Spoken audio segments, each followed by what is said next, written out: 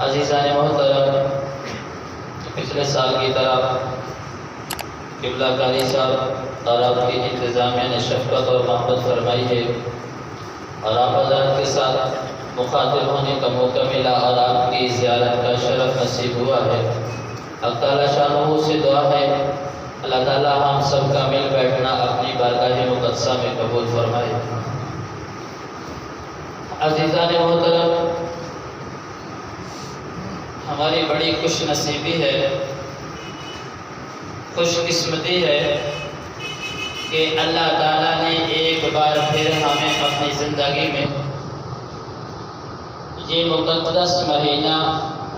اور اس مقدس مہینے کی برکتیں رحمتیں لوٹنے کا موقع نصیب فرمایا ہے۔ یہ بہت بڑی خوش نصیبی ہے۔ کئی ہمارے دوست بھائی بزرگ بہنیں بیٹیاں پچھلے سال ہمارے درمیان موجود تھی، لیکن اس بار یہ مقدس مہینہ آنے سے پہلے وہ ہم سے بچھڑ گئے، لیکن اللہ تعالیٰ نے ہمیں اتنی زندگی دی تھی، کچھ لمحے اور دیے تھے کہ ہمیں یہ مہینہ ایک بار پھر دیکھنا نصیب ہوا ہے۔ سابقہ امت بھی روزے رکھا کرتی تھی، کا روانیہ ذرا زیادہ ہوا کرتا تھا۔ اس امت میں اللہ تعالیٰ نے خصوصی فضل فرمایا ہے کہ روزے کا دورانیہ کم ہے اور اس کی فضیلت زیادہ ہے۔ حضور علیہ السلام بڑی بے چین رہتے تھے اس مہینے کی آمد کے لیے، اس مہینے کے انتظار میں۔ 2 مہینے پہلے حضور علیہ السلام اس مقدس مہینے کی تیاری شروع فرما دیا کرتے تھے۔ حضرت انس بن مالک رضی اللہ تعالیٰ عنہ سے روایت ہے، وہ فرماتے ہیں کہ جب رجب کا مہینہ آتا تھا تو حضور علیہ السلام اللہ تعالیٰ سے دعا مانگا کرتے تھے، اللہم بارک لنا فی رجب و شعبان و بلغنا رمضان، کہ اے اللہ رجب اور شعبان میں برکت عطا فرما اور ہم کو رمضان کے مہینے تک پہنچا۔ حضرت سلیمان فارسی رضی اللہ تعالیٰ عنہ سے روایت ہے، وہ فرماتے ہیں کہ شعبان کی آخری تاریخ کو حضور علیہ السلام نے ایک خطبہ ارشاد فرمایا، واعظ فرمایا، ہم جمع ہوئے، فرمایا کہ رمضان کا مہینہ آ رہا ہے، وہ مقدس اور معطر مہینہ آ رہا ہے جس کی ایک رات کی فضیلت 1000 مہینے سے افضل ہے، اور اس کی رات کو قیام کرنا یعنی نماز تراویح ادا کرنا وہ ویسے اجر و ثواب ہے، اور اس کا ایک عشرہ ہے پہلا جو رحمت کا ہے، درمیان والا عشرہ مغفرت کا ہے، اور آخری عشرہ جو ہے وہ جہنم کی آگ سے چھٹکارے کا ہے۔ اور فرمایا جو بندہ اس مہینے میں کسی روزہ دار کو روزہ افطار کروائے گا تو اللہ تعالیٰ اس کو ایک تو جہنم سے چھٹکارا عطا فرمائیں گے، اور دوسرا روزہ دار کی مانند جتنا روزہ دار کو ثواب ملے گا اتنا ہی روزہ افطار کروانے والے کو ملے گا۔ تو صحابہ نے عرض کیا، یا رسول اللہ صلی اللہ علیہ وسلم، ہم میں سے ہر شخص تو روزہ افطار کروانے کی صلاحیت نہیں رکھتا، تو کیا جو وسعت اور طاقت نہیں رکھتے غریب لوگ وہ اس سعادت سے معروف ہو جائیں؟ تو حضور علیہ السلام نے فرمایا، یہاں سے پیٹ بھر کر کھانا کھلانا موقوف نہیں ہے، بلکہ جو بندہ ایک گھونٹ پانی سے یا کھجور کے ایک دانے سے کسی کو روزہ افطار کرے گا تو اس کو بھی اتنا ثواب ملے گا، اور جو پیٹ بھر کر روزہ دار کو کھانا کھلائے گا کل اللہ تعالیٰ قیامت والے دن حوض کوثر پر اس کو اتنا وہ جام پلائیں گے کہ پھر اسے قیامت اتنی پیاس نہیں لگے گی یہاں تک کہ وہ جنت کے اندر داخل ہو جائے گا، یعنی جنت میں داخل ہوتے وقت تک اس کو پیاس محسوس نہیں ہوگی۔ تو یہ اللہ تعالیٰ نے کتنی بڑی نعمت اس امت کو دی ہے کہ سارا سال اللہ تعالیٰ کبھی بھی نہیں چاہتے کہ میرا بندہ جہنم کے اندر جائے۔ جیسے ایک ماں اور باپ چاہتے ہیں کہ ہمارا بیٹے کو تکلیف پہنچے، باپ مارتا ہے، ماں بعض مرتبہ مارتی ہے، کیا ان کا مقصد تکلیف پہنچانا ہوتا ہے؟ بلکہ ان کا مقصد اور مطلب اس کو تکلیف سے بچانا ہوتا ہے۔ اس طرح ماں باپ نہیں چاہتے کہ اولاد کو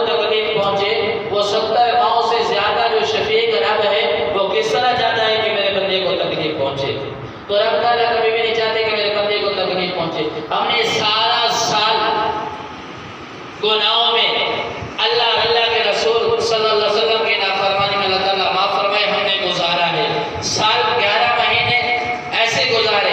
11 مہینے کے بعد 12واں مہینہ اللہ تعالیٰ نے ہمیں وہ عطا فرما دیا ہے کہ اس ایک مہینے میں ہم صحیح معنوں میں اللہ کی عبادت کر کے اپنے سابقہ سارے کے سارے گناہوں کو معاف کروا سکتے ہیں۔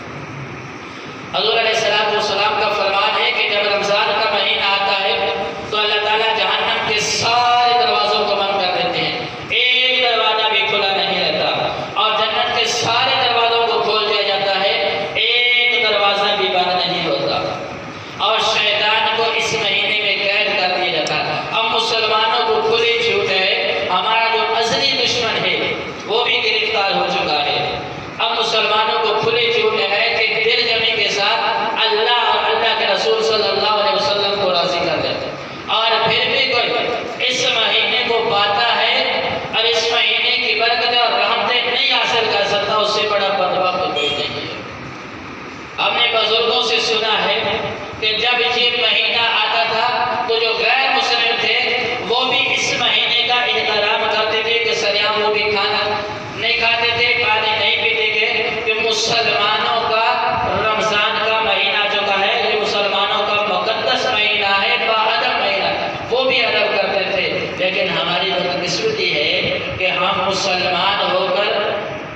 ہر گزرتے دن کے ساتھ جب رمضان آتا ہے، اب اس مہینے میں ہم کسی اور ملک میں چلے جائیں تو شاید وہاں جا کر ہمیں پتہ چلے کہ رمضان آیا ہوا ہے، لیکن ہمیں اپنے جو اسلامی ملک ہے اس کے اندر ہمیں یہ محسوس نہیں ہوتا کہ رمضان آیا ہے یا نہیں آیا ہے۔ اور الحمدللہ وہ خوش نصیب ہے کہ جن کو 5 وقت کی نماز نصیب ہو رہی ہے، وہ مسجد میں آتے ہیں، اور جو روزہ رکھتے ہیں، جن کو اللہ تعالیٰ نے روزہ رکھنا نصیب فرمایا ہے۔ اب جن کو نصیب نہیں ہوا، ہمارا بھی حق بنتا ہے کہ ہم اپنے ان بھائیوں کے لیے بھی دعا کریں کہ یا اللہ جو اس مقدس مہینے میں نمازیں نہیں پڑھتے ان کو نمازیں پڑھنے کی توفیق دے، جو روزہ نہیں رکھ سکتے یا اللہ ان کو بھی روزہ رکھنے کی توفیق دے، اور ہم جو نمازیں پڑھ رہے ہیں، جو روزے رکھ رہے ہیں، یا اللہ ہمیں تکبر اور غرور سے بچانا، محض اپنی رضا کے لیے ہمیں روزہ رکھنے کی توفیق دینا، نماز پڑھنے کی توفیق دینا، اور قرآن پاک کی تلاوت کرنے کی توفیق دینا۔ انسان اپنا ہر ایک لمحہ، ہر ایک منٹ، ہر ایک سیکنڈ آخری سمجھے کہ آج روزہ رکھا ہے، کل کا نصیب ہوگا یا نہیں، عصر کی نماز پڑھی ہے، مغرب کی نصیب ہوگی یا نہیں، یہ رمضان نصیب ہوا ہے، آئندہ نصیب ہوگا یا نہیں۔ جب بندے کے دل کے اندر یہ بات بیٹھ جائے کہ ہر لمحہ گزرنے والا جیسے میری زندگی کا آخری لمحہ ہے، تو وہ شریعت کے خلاف ایک قدم بھی نہیں اٹھائے گا۔ تو مسلمانوں، یہ ہماری بہت بڑی خوش نصیبی ہے، بہت بڑی۔ ہم حضور علیہ السلام کا فرمان ہے کہ اگر مسلمانوں کو اس رمضان کی صحیح اصلیت کا پتہ چلتا ہے، اس کی صحیح حقیقت کا پتہ چلتا ہے، تو مسلمان اللہ سے تمنا کریں کہ یا اللہ سارا سال ہی رمضان ہو، یا اللہ سارا سال ہی رمضان ہو، کہ سارا سال ہی ہم روزے رکھیں۔ اگر اس کی صحیح حقیقت کا پتہ چلتا ہے، اگر ہم صحیح بیٹھ کر سوچیں تو اللہ تعالیٰ نے ہمیں کتنا بڑا شرف بخشا ہے۔ اب ہم اللہ کی عبادت کریں۔ ویسے ہمیں شیطان راستے سے بھٹکاتا تھا، وہ بھی قید ہو چکا ہے، اور پھر روزہ دار جو بندہ اللہ کی رضا کے لیے روزہ رکھتا ہے، حدیث میں آتا ہے کہ روزے دار کے لیے اللہ تعالیٰ سے سفارش کریں گے کہ یا اللہ یہ جو فلاں بندہ ہے نا،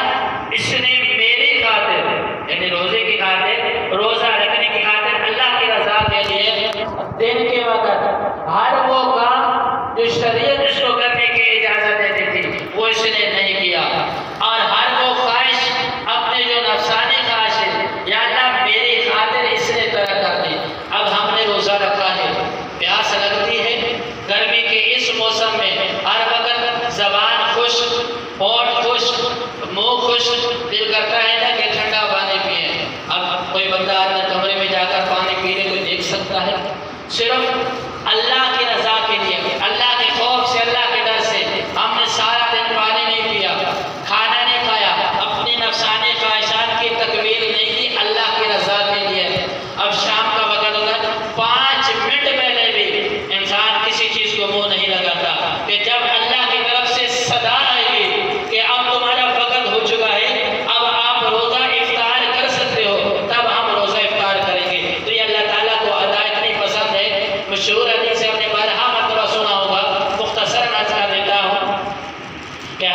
موسیٰ علیہ السلام